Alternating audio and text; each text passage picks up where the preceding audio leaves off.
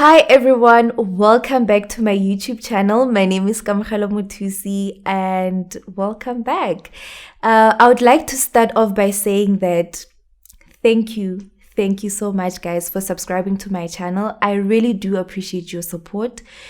It means a lot to me. And if you haven't subscribed, please take this opportunity right now to subscribe and join this family of opportunities, right? So we are still keeping the focus, opportunities. Today we are going to talk about job opportunities, and we are more focused on building a CV that is so powerful that it will make you stand out, right? And it will secure you more jobs. This is not just any CV. It's an effective CV that will set you apart. I am imagining an economy that is so vibrant that it creates jobs, right? But it is very, very important that we note that young people will still struggle to get these job opportunities, right? Because of the following factors. Number one, young people enter the labor market with limited to no skill, right? And once you enter the market with no skill at all, they put you under an umbrella called internship, right? So when you are under the internship umbrella, what they do is they actually training you to perform the job. The disadvantage is that you will be paid a small amount of money. Number two, the cost of looking for employment itself. So you going out there on the internet browsing through for these opportunities, it costs you money. Also, you going to these interviews, it costs you money. So these are the factors that are poverty reinforcing to households that are already poor.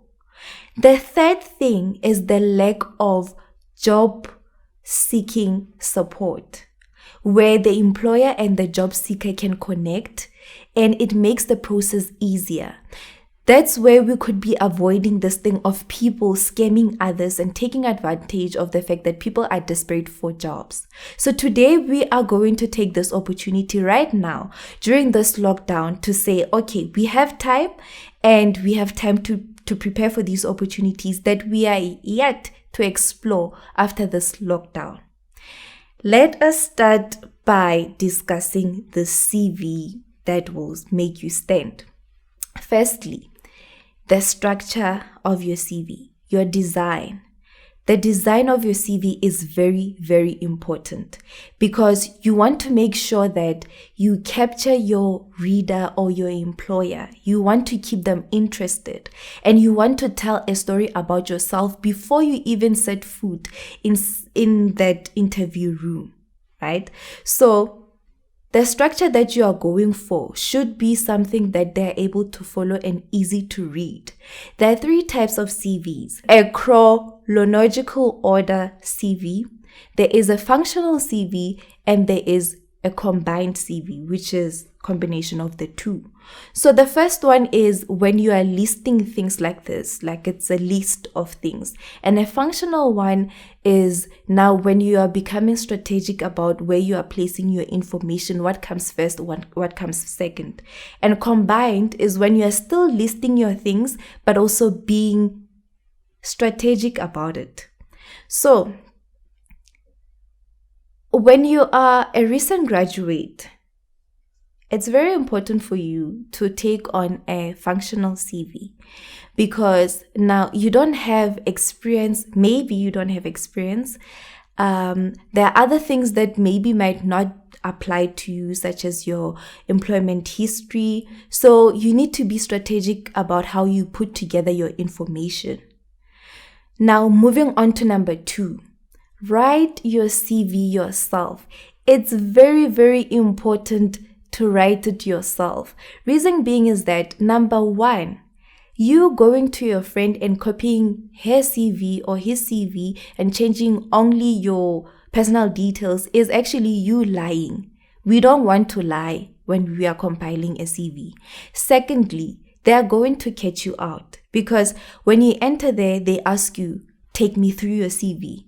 So if you don't know the information that is there, it's going to be very hard for you to take them through the CV that you don't know anything about. Number 3, also, when you are there in the interview, the word choices. Maybe you took someone's CV and you made it your own.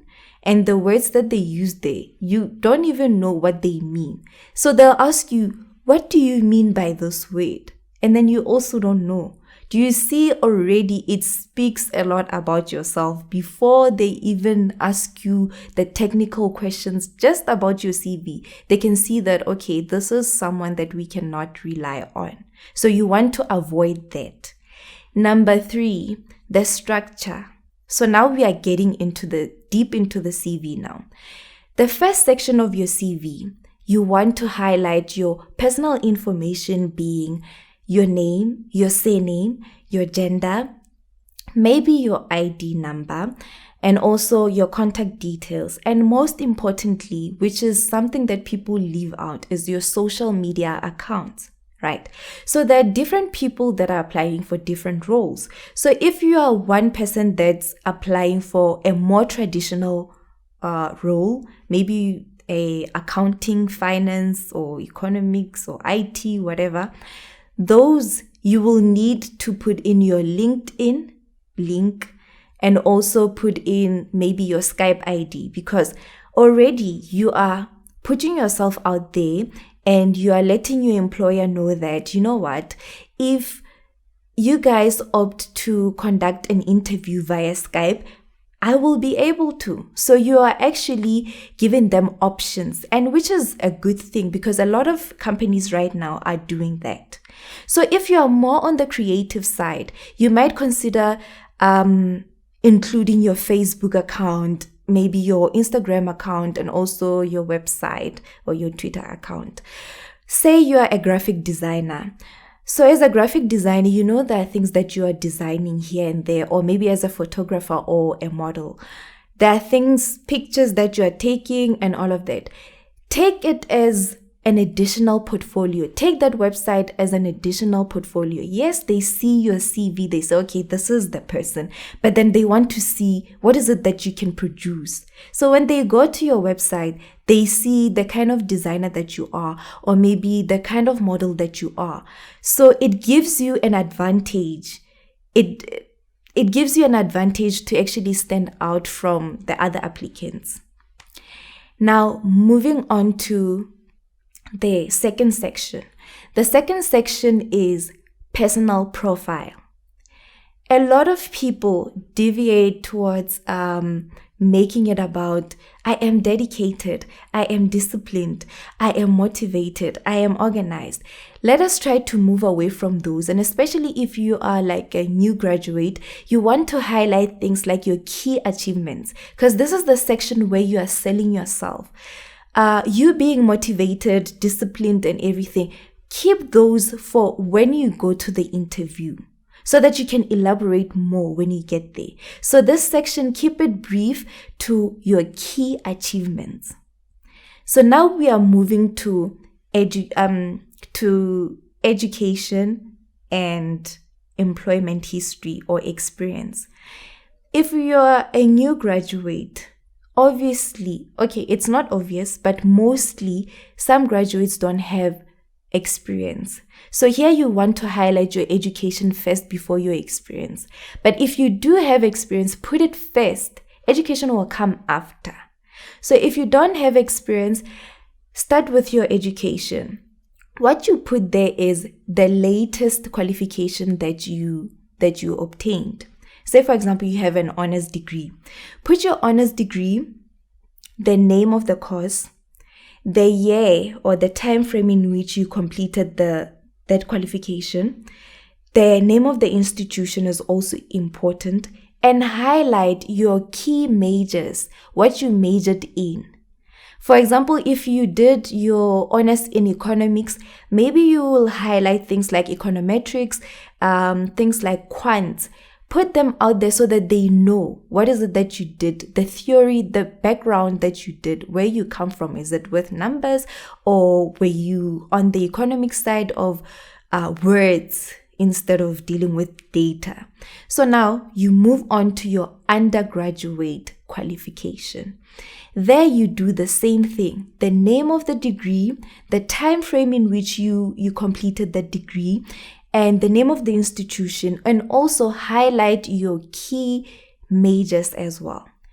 Then after you are done with that, you move on to your high school. High school, name of the high school, the years in which you were in high school, and then list all your subjects that you did, because it's very important also. Now we are moving to experience or employment. It's the same thing with education. The role that you, or your current position, the name of the company, the years that you were there for, and instead of the now listing the key roles, the duties, list your key duties, because they want to know that, okay, this is something that you were doing on a daily and you have experience on 1, 2, 3. So don't go overboard here. Put it to maximum of 3 points. Just put it, okay, if it was about you doing bookkeeping, put it there. Daily bookkeeping. Put it there so that they know the skills that the daily tasks that you were performing. After you are done with the employment side, maybe you have more than one, put the second one as well. Start with the latest position that you occupied. Now we are moving to skills. This is where it becomes tricky, and this is where you have to be smart. So, say for example, you are a graphic designer. As a graphic designer, there are certain skills that you need to have in order for you to perform certain tasks. And there are certain softwares that you will use as well. So you want to let your employer know that, okay, I am comfortable with Photoshop. I am comfortable with Illustrator. I am comfortable with InDesign. Any other software that you are comfortable with, you need to let them know. And on top of that, you need to rate yourself. Rate yourself and say, okay, with Photoshop, this is how comfortable I am. So people usually use percentages to scale themselves. So I would advise you to deviate from using percentages, because how are you scaling yourself from, okay, 75%, 80%, 95%? Try to put it to basic, intermediate, or advanced, so that they get an idea of, okay, if it's basic, it means that you just have limited knowledge about it. If it's intermediate, you have an idea about it, you can do it. And an advanced, it means that you can completely do it. So they can feel confident that this person actually knows what they are doing. If we need someone that will be dealing with Photoshop a lot, this is the person that we are going to employ. And it's very, very important that you are honest as well in this section. The skills part is a very sensitive part, because also you need to have read the job spec.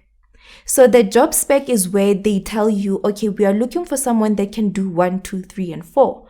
So your skills, you look at the spec and you see, okay, on the skills or the requirements that they are asking for, can I perform these tasks? And like I said, a CV is something that you review every now and then, which with each and every job that you are applying for.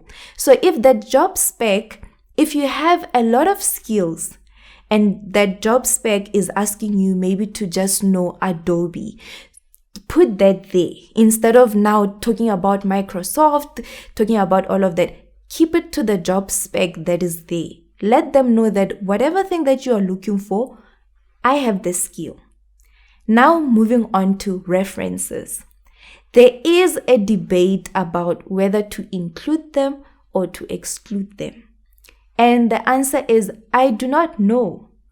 It's up to you if you want to include them or exclude them. But what I want to tell you is that you need to move away from references will be available upon request. That phrase, they don't like it a lot. So move away from it. If you choose to include your references, keep them to 3 and the latest 3. 3 only. If you choose to exclude them with your reason, but be confident that when you get to the interview, should they ask you for those references, you are able to provide them with the references so that they can verify your information that you put on your CV. Now, to summarize everything, we have our own rules. We said that we're keeping it to 1 page, so it must be straight to the point. Number 2, you want to make sure that you write in a very professional language. Avoid slang, abbreviations. Choose words that are powerful and words that actually express what is it that you are trying to translate to the potential employer. Number 3, move away from using or whenever, for example, whenever you are listing your duties, things like I managed project XYZ, move away from using I. I know we want to personalize it, but move away from using I. Speak in third person. Move away from that. Number 4, the structure, like I said, is very important, which is something that we are going to get into in the next video. So your structure has to be easy to read, straight to the point, and capture the attention of your potential employer. Make sure. Number 5, proofread your CV. You can do it through Microsoft Word, or you can do it through Grammarly, or you can ask somebody to read it for you and to check for spelling. So make sure that before you submit, you've pasted the information on Word or maybe on Grammarly, which are mostly free, but yeah, or ask somebody, a family member, a friend, to read through it and then to detect spelling mistakes. That brings us to the end of this video. Thank you guys for watching, and remember, I asked you guys, please like this video, subscribe, and build your CV. If you are unable to, I am giving you this opportunity right now during this lockdown, while I still have time, to email me your CV. I am not going to take away information from it or add any new information. All I'm going to do is take it from here and transform it to here, because we are moving with the times. We want to make sure that your CV is as modern as possible. So take advantage of that. All you have to do is like this video and subscribe to this channel. Only the people that are subscribed and people that have liked this video will get that opportunity. So thank you guys so much. I will catch you guys in my next upload, where we'll be doing the practical of CV building.